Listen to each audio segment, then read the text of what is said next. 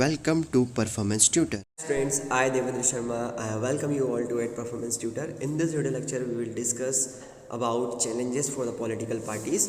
तो आगे जाने से पहले मैं कहना चाहूँगा कि अभी तक आपने हमारे चैनल को सब्सक्राइब नहीं किया तो प्लीज़ पहले चैनल को सब्सक्राइब करें, ज़्यादा से ज़्यादा लाइक करें, शेयर करें। देखिए, हमने हमारा जो लास्ट लेक्चर था जहाँ पर हमने नेशनल पॉलिटिकल पार्टीज़ को डिस्कस किया था, उस नेशनल पॉलिटिकल पार्टीज़ में हमारी एक पॉलिटिकल पार्टी जो कि रह गई थी वो थी नेशनलिस्ट कांग्रेस पार्टी। एनसीपी को हमने जो है कवर नहीं कर पाया था, तो पहले हम एनसीपी को देखेंगे, then we will talk about challenges for the political parties. तो नेशनलिस्ट कांग्रेस पार्टी की हम बात करें तो एनसीपी, ठीक है, ये फॉर्म हुई थी 1999 में, ठीक है, 1999 में इस पॉलिटिकल पार्टी को जो है फॉर्म किया गया था, ठीक है। और ये जो पॉलिटिकल पार्टी है, जो आपकी कांग्रेस पार्टी है जिसे इंडियन नेशनल कांग्रेस है, उसमें से ही जो है स्प्लिट होकर बनी है, मतलब उसी का पार्ट थी, उसमें से ही टूट कर कुछ लोग जो है उन्होंने अपनी अलग पार्टी बना ली, जो कि पहले कांग्रेस के पार्ट थे, कांग्रेस के मेंबर थे, उन्होंने अपनी एक अलग पार्टी बना ली जिसका नाम है एनसीपी, नेशनलिस्ट कांग्रेस पार्टी। अच्छा बताइए, ये जो पॉलिटिकल पार्टी, इसके जो अभी जो मेन लीडर हैं वो कौन है, ठीक है, आप कमेंट बॉक्स में लिख सकते हैं।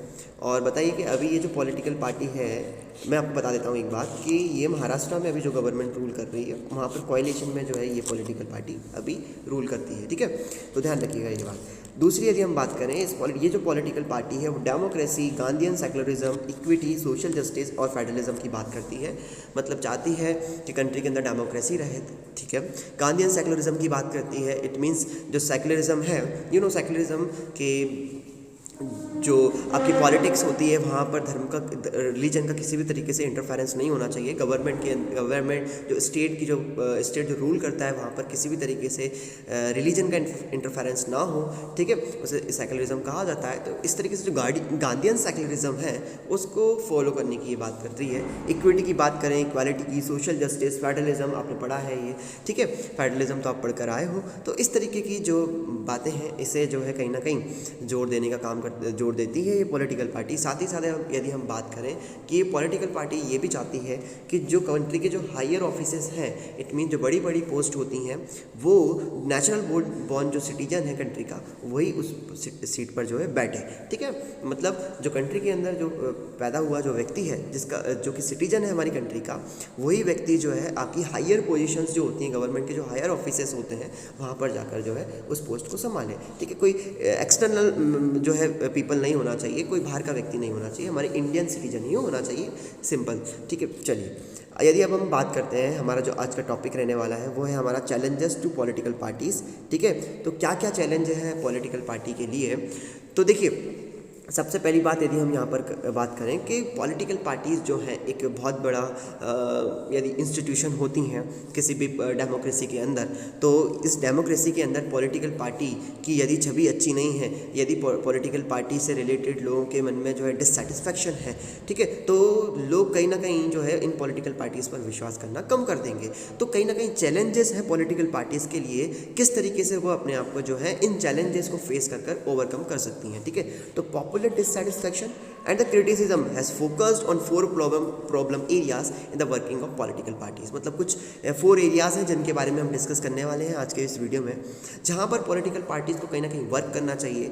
और यदि पॉलिटिकल पार्टीज़ वर्क करती हैं तो कहीं ना कहीं जो उनका डिससेटिस्फैक्शन है, लोगों के अंदर जो डिससेटिस्फैक्शन है पॉलिटिकल पार्टी से रिलेटेड, जो लोग क्रिटिसाइज़ करते हैं पॉलिटिकल पार्टीज़ को कि पॉलिटिकल पार्टी ऐसी है वैसी हैं, जो भी हैं बातें, वो कहीं ना कहीं उन प्रॉब्लम से जो है बाहर आ सकती हैं। वो कौन कौन से वर्किंग एरियाज़ हैं जहाँ पर उन्हें काम करना चाहिए, क्यों उन्हें इतना क्रिटिसिज्म फेस करना पड़ता है, वो हम बात करेंगे अभी आगे, ठीक है। Political parties need to face and overcome this challenges in order to remain effective instrument of democracy, ठीक है।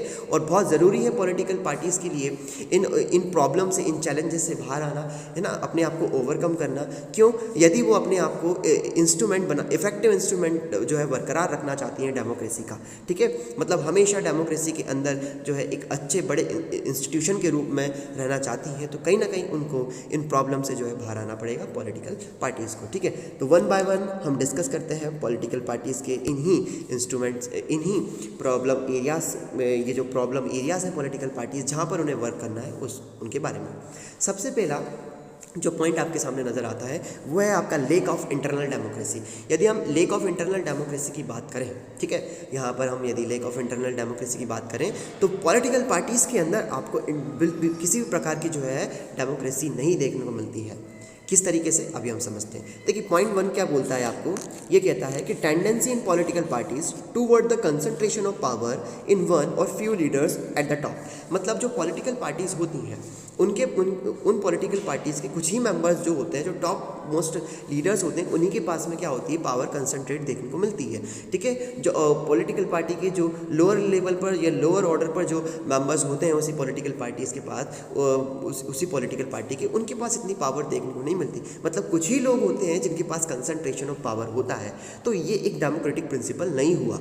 ठीक है, ये डेमोक्रेटिक प्रिंसिपल नहीं हुआ। डेमोक्रेसी तो ये कहती है कि जितना ज़्यादा आप पावर को शेयर करोगे उतना अच्छा। ठीक है, पर पॉलिटिकल पार्टीज़ के अंदर क्या देखने को मिल रहा है, कुछ ही लोगों के हाथ में जो है कंसंट्रेशन ऑफ पावर देखने को मिलती है। ठीक है, तो ये एक अपने आप में एक एरिया जहाँ पर पॉलिटिकल पार्टी को काम करना है। Parties don't keep membership register. ठीक है, हम और किस तरीके से समझ सकते हैं कि लैक ऑफ इंटरनल डेमोक्रेसी को, तो वहाँ पर नेक्स्ट पॉइंट आपको ये बताता है कि पार्टीज़ का कोई मेंबरशिप रजिस्टर नहीं होता, कोई किसी भी प्रकार का ऑर्गेनाइजेशनल मीटिंग्स वो कहीं कंटिन्यू नहीं करती हैं। ठीक है, ना ही किसी भी प्रकार के वो इलेक्शंस, इंटरनल इलेक्शंस को कंडक्ट कराती हैं। ठीक है, तो ये वर्किंग एरियाज़ हैं जहाँ पर पॉलिटिकल पार्टीज़ को काम करना चाहिए।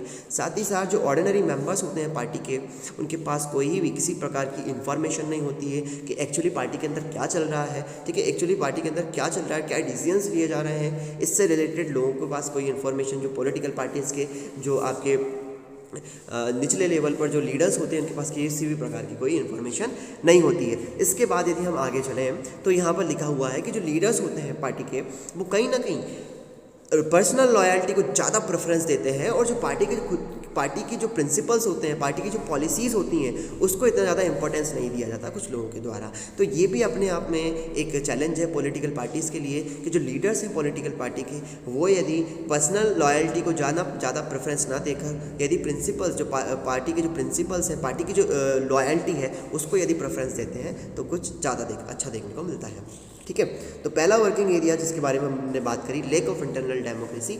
दूसरा जहाँ पर पॉलिटिकल पार्टीज़ को कहीं ना कहीं काम करना चाहिए वो है आपका डायनेस्टिक सक्सेशन।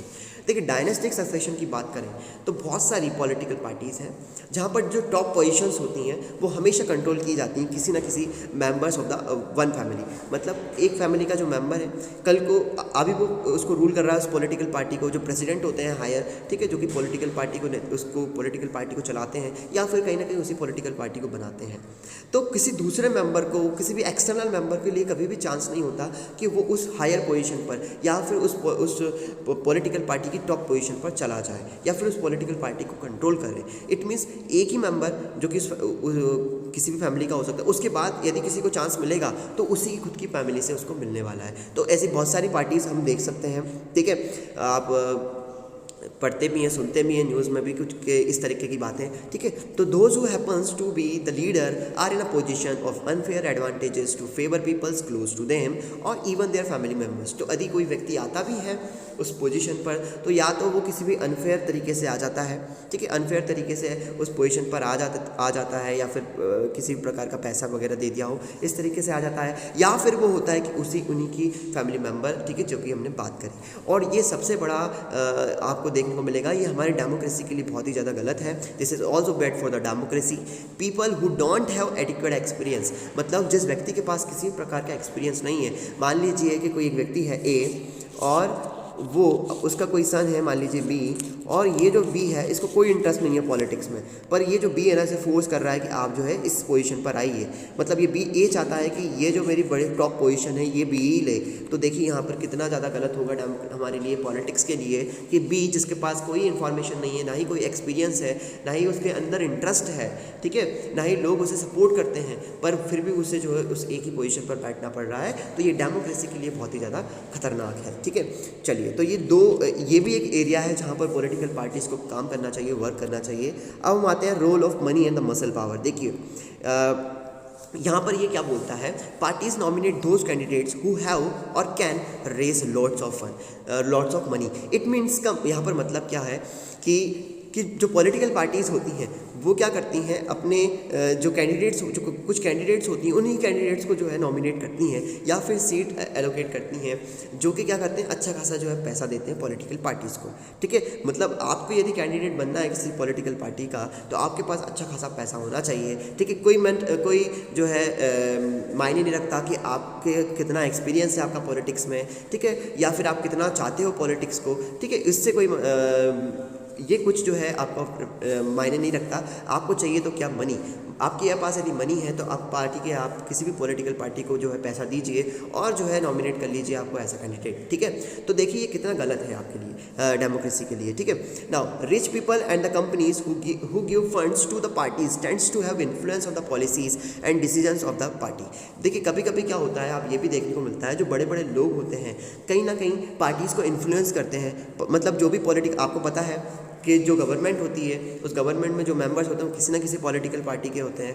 तो जो बड़े बड़े लोग होते हैं, जो रिच मेंबर्स होते हैं, वो क्या करते हैं, बहुत ज़्यादा मनी देते हैं, इन्फ्लुएंस करते हैं, पॉलिसीज़ बनवाते हैं, अपने हिसाब से पॉलिसी बनवाते हैं बड़े बड़े बिजनेसमैन कंपनी, कि क्या हो उनके प्रॉफिट, उनका जो बिजनेस है वो अच्छी तरीके से चल सके। तो देखिए जो किस तरीके से जो मनी एंड मसल पावर का इस्तेमाल किया जाता है, हमारी पॉलिटिक्स को कहीं ना कहीं इन्फ्लुएंस किया जाता है मनी के थ्रू। ठीक है, आप यहाँ पर देख सकते हो जो पॉलिटिकल पार्टीज़ के डिसीजन को भी कहीं ना कहीं कभी बदल देते हैं ये बड़े बड़े लोग। ठीक है, now democrats all over the world are worried about the increasing role of rich peoples. ठीक है, और जितने भी डेमोक्रेट्स हैं, डेमोक्रेट्स मतलब जो डेमोक्रेसी को सपोर्ट करते हैं, चाहते हैं कि डेमोक्रेसी रहे ऑल ओवर द वर्ल्ड, तो जितने भी डेमोक्रेट्स हैं कहीं ना कहीं ये जिस तरीके से जो रिच पीपल का रोल हमको देखने को मिल रहा है, इंक्रीजिंग रोल देखने को मिल रहा है, बड़ी बड़ी कंपनियों का रोल देखने को मिल रहा है डेमोक्रेटिक पॉलिटिक्स में, कहीं ना कहीं ये जो लोग हैं, ये जो डेमोक्रेट्स हैं, बहुत वरी हैं, चिंतित हैं इस विषय से रिलेटेड। ठीक है, लास्ट जो हमारा रहने वाला है, क्या चैलेंज है पॉलिटिकल पार्टीज़ के लिए, तो वो है आपका parties don't seem to offer a meaning choice